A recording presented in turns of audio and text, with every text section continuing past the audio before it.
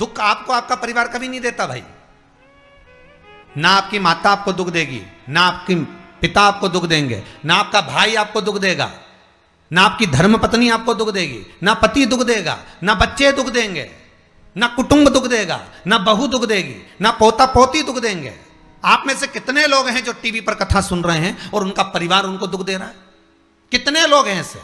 कभी विचार करना एकांत में बैठकर कि आपको ना आपकी पत्नी दुख दे रही है, ना आपको आपका पति दुख दे रहा है, ना आप अपने पति को तलाक दे रहे हो, ना आप अपनी पत्नी को तलाक दे रहे हो, ना आपका बेटा आपको दुख दे रहा है, ना आपकी बहू आपको दुख दे रही है, ना आपका कुटुंब के लोग, परिवार के लोग, भाई आपको दुख दे रहा है। ये कहीं नहीं हो सकता।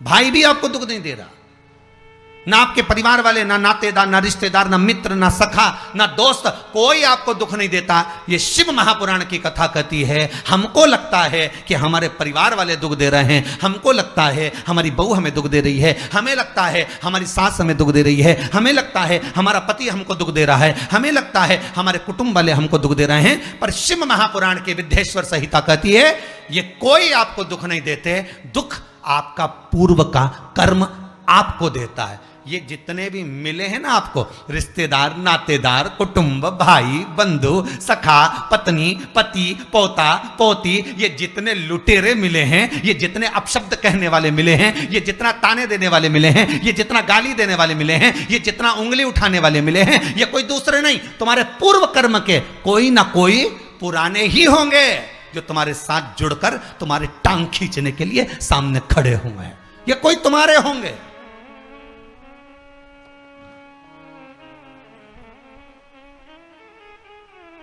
तो ये सब दिमाग से निकाल दीजिए आप आपके ये चित्तवृत्ति बुद्धि से ये बात सब निकाल दो। जितने लोग कथा सुन रहे हैं ना, अपनी बुद्धि से निकाल देना कि मेरी बहू मुझे गाली दे रही है। हाँ, तूने किसी गाय को रोटी नहीं दी और दी भी होगी, दूसरी बार गाय आ गई होगी तो डंडा मार के भगा दिया, वही बहू आई है, वाणी के डंडे कुदा रही है।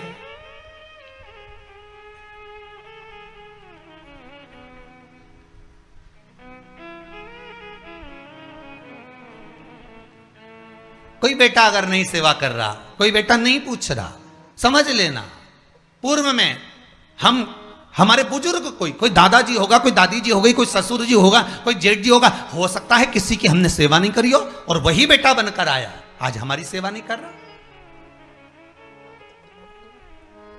मत बुरे कर्म कर बंदे वरना पछताएगा, भगवान की आंखों से तू बच नहीं पाएगा, तू बच नहीं पाएगा।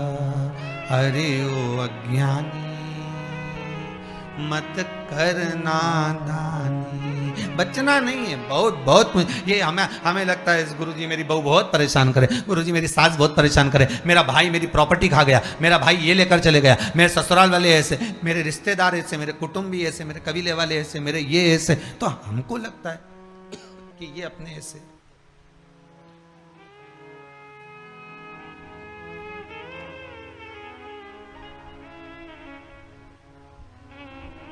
हमको लग रहा है कि ये हमारे ऐसे हैं, हमारे को लूट रहे हैं, हमको ऐसा परेशान कर रहे हैं, हमको ऐसा कर रहे हैं, पर नहीं भाई। शिव महापुराण की कथा कहती है कोई हमको कष्ट नहीं देता। एक बार पहले भी कथा में कहा, आज फिर कह रहे हैं आपको महाराज, फिर कह रहे हैं, आज फिर कह रहे हैं।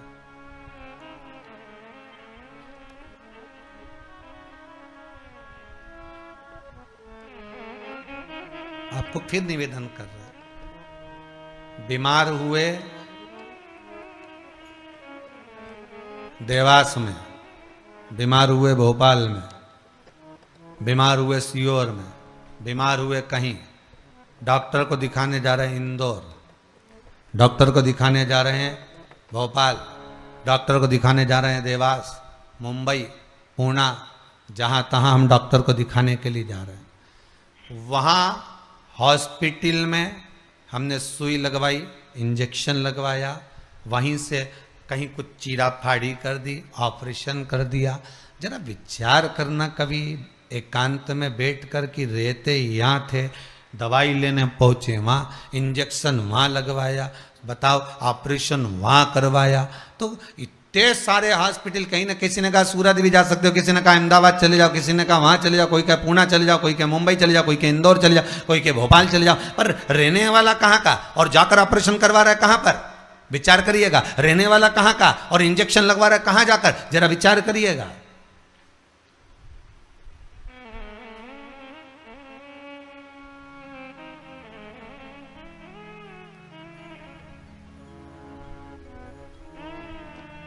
और कितने डॉक्टर, ऑपरेशन करने वाला कोई विशेष, कितनी डॉक्टर सिस्टर, इंजेक्शन लगाने वाली कोई विशेष वहां बैठी है, उसको तुम नहीं पहचानते, वो आपको नहीं पहचानते। अभी अभी कोरोना का टीका लगवाया होगा, वैक्सीन लगवाई होगी, इंजेक्शन लगवाया होगा, कोरोना महामारी का लगवाया सबने। अब लगवाया तो उसमें आपके मन में विचार तो आया कि ना तो हम इस सिस्टर को पहचानते, ना हम इस डॉक्टर को पहचानते, गए और सुई लगवा के आ गए, पर उसने हमको कष्ट तो दिया, भले वो थोड़ा सा चुभाया पर कष्ट तो मिला। पर विचार करा कि ये क्यों मिली, कारण क्या था, इसी ने क्यों चुभाया? हो सकता है पूर्व में तुमने भी इसको कोई कष्ट दिया होगा, हिसाब बराबर करने के लिए यहां लाके छोड़ दिया। वो दुनिया के लोगों ने कहा है ना कि ये कोरोना महामारी को उपजने वाला, वो चीन के ऊपर लोगों ने कहा कि उन्होंने इस कोरोना महामारी को प्रकट कर, अब उनने तो कर दिया, उनने तो संसार में विनाश का कारण बना दिया, पर फिर प्रकृति ने क्या करा? आज की स्थिति में प्रकृति क्या कर रही है? फिर वो भी अंदाजा लगा, कहीं मालूम पड़े मिट्टी हवा में उड़ रही है, ऐसी उड़ रही है गीली कि सब गाड़ी ने बंगला सबके धो दिया उसने। फिर बचा कुचा था, पानी की बाढ़ आ गई। अगर हम दूसरे को कष्ट दे रहे हैं, हम दूसरे पर उंगली उठा रहे हैं, हमने एक उंगली अगर किसी पर उठा दी, हमने उंगली उठाकर कह दिया वो ऐसा है, उसने ऐसा करा, उसने वैसा करा, हमने एक उंगली उठा दी, भले तुम विद्वान हो, भले तुम्हारे में विद्वत्ता है, पर हम किसी पर अगर एक उंगली उठा रहे हैं तो ये 3 उंगलियां हमारे भीतर जा रही है कि अपने अंदर झांक कर देखो कि आप कैसे हो,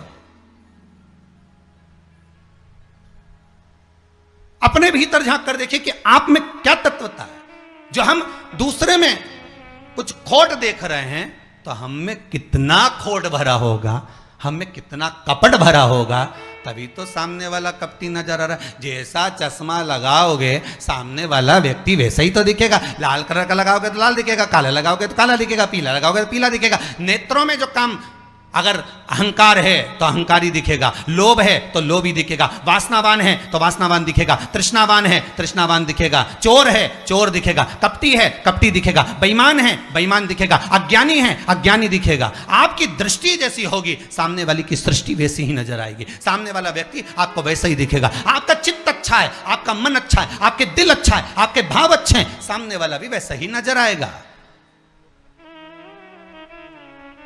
भगवान कृष्ण ने भेजा था दुर्योधन को अच्छा ढूंढने के लिए, एक अच्छा नहीं मिला। युधिष्ठिर को भेजा था पूरी पृथ्वी पर से कोई बुरा व्यक्ति ढूंढ कर लाओ, युधिष्ठिर को बुरा नहीं मिला, क्योंकि उसकी युधिष्ठिर की बुद्धि में, चित्त में ये भरा था, उनकी वृत्ति में ये भरा हुआ था कि बुरा कोई है ही नहीं, संसार में कुछ ना कुछ अच्छाई दिखी जाएगी। बुरा जो देखन में चला बुरा न मिलिया कोई। हम देख रहे हैं, हम चित्तवृत्ति से, हम विचार।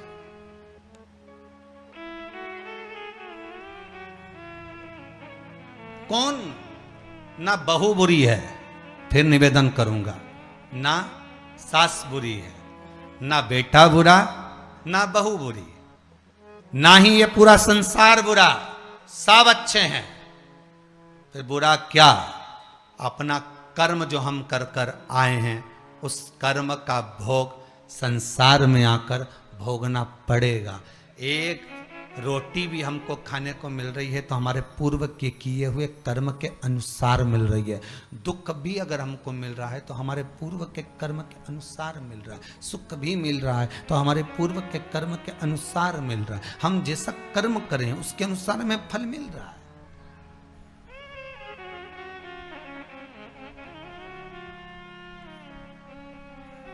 इसलिए बारंबार कहा था कि मान मेरा कहना नहीं तो पछताएगा, माटी का खिलौना माटी में मिल जाएगा, हेट बूट सूट सब यहीं रह जाएगा, और माटी का खिलौना माटी में मिल जाएगा। ये हेड रह गया, ये बूट रह गया, ये सूट रह गया, सब पड़ा की पड़ा रह गया, सब धरा की धरा रह गया। इसका मूल तत्व क्या है?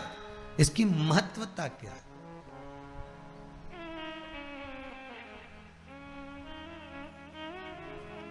इसकी मूलता कुछ नहीं, इसकी मुख्यता कुछ नहीं, इसकी महत्वता कुछ नहीं।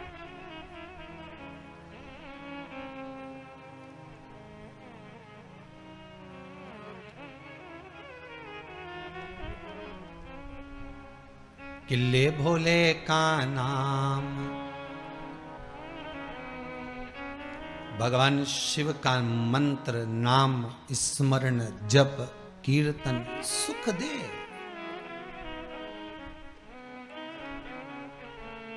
और वो सुख कोई साधारण नहीं हो सकता। वो सुख का आनंद, वो सुख का भाव बढ़ता चले जाता, आनंद बढ़ता चले जाता।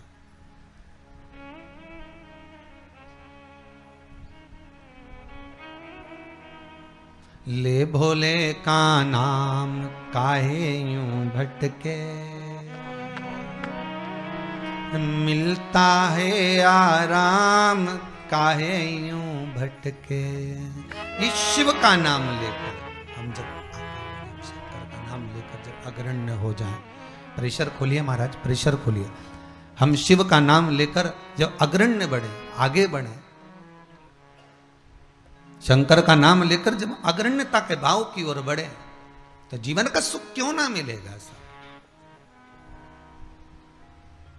वो जीवन का आनंद क्यों ना मिलेगा महाराज? शिव पुराण कह रहे हैं कोई बुरा नहीं संसार में। ये जितने नाते रिश्ते कुटुंब कबीले बनते चले जाते हैं, ये हमारे कर्म के अनुसार बनते चले जाते हैं। कर्म के अनुसार, ये कोई दूसरा बनाता नहीं है।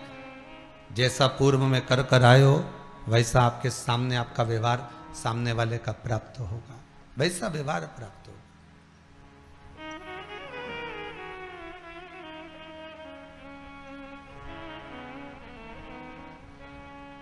शिव पुराण कह रही है, शंकर की कथा कह रही है, शंकर का अनुमोदन कर रहा है महाराज। अच्छी संगत में बैठोगे, अच्छी संगत में अगर विराजमान होगे तो सुख अपने आप मिलेगा। माता के गर्भ से अगर आपका जन्म हुआ है तो कुछ अच्छा करने के लिए ही हुआ है। अगर आप बैठकर आस्था चैनल के सामने शिव महापुराण की कथा सुन रहे हो तो अपने आप को गौरवान्वित महसूस करना। थोड़ा न थोड़ा परमात्मा की कृपा, पूर्वजों का आशीर्वाद आपको ऊपर हुआ है, इसलिए आप शंकर की कथा को सुन रहे हो, शिव का भजन कर रहे हो। श्रावण के महीने में आज शिवरात्रि के दिन शंकर का अनुमोदन कर रहे हो।